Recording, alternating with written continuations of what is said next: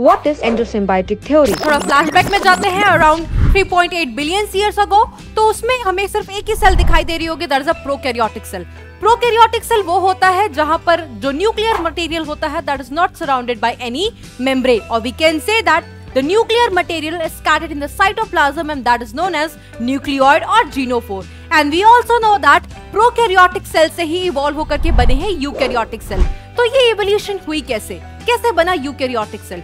During the course of evolution, prokaryotic cell अपने size को increase करता है और इस growth की वजह से जो surface area by volume ratio होता है that get decreases. So in order to maintain that surface area by volume ratio, they start producing infoldings. After some times, that infoldings get pished off and they form early endomembrane system surrounding the nucleus. Or we can say that we get our first eukaryotic cell.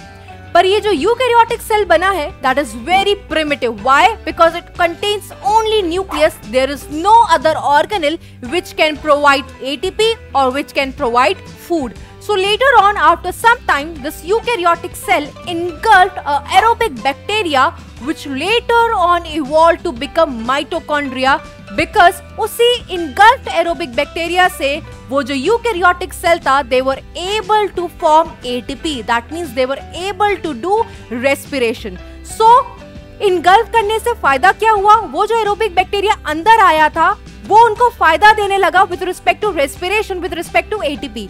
तो ऐसे relation को हम बोलते हैं सिम्बायोंट, और उसके अंदर आया है इनगल्फ होने के बाद, इसलिए वहां से वर्ड आया है एंडोसिम्बायोंट। तो ये जो एरोबिक बैक्टीरिया इनगल्फ होकर के यूकैरियोटिक सेल में आया, that is referred as the एंडोसिम्बायोंट।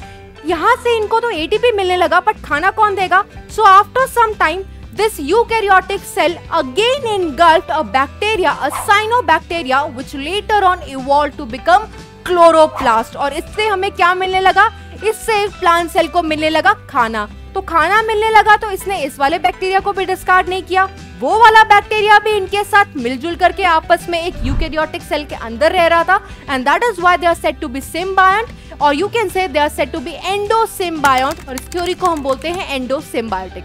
But हमारे पास प्रूफ क्या है कि ये दोनों बैक्टीरिया जो यूकैरियोटिक सेल ने खाया, जिसको आज हम माइटोकॉन्ड्रिया क्लोरोप्लास्ट बोल रहे हैं, क्या प्रूफ है that they are evolved from bacteria?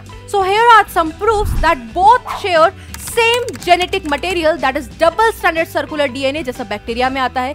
Bacteria के पास पोरेंस होते हैं, माइटोकॉन्ड्रिया एंड क्लोरोप्लास्ट के पास भी आउटर मेम्ब्रेन पे पोरेंस होते हैं।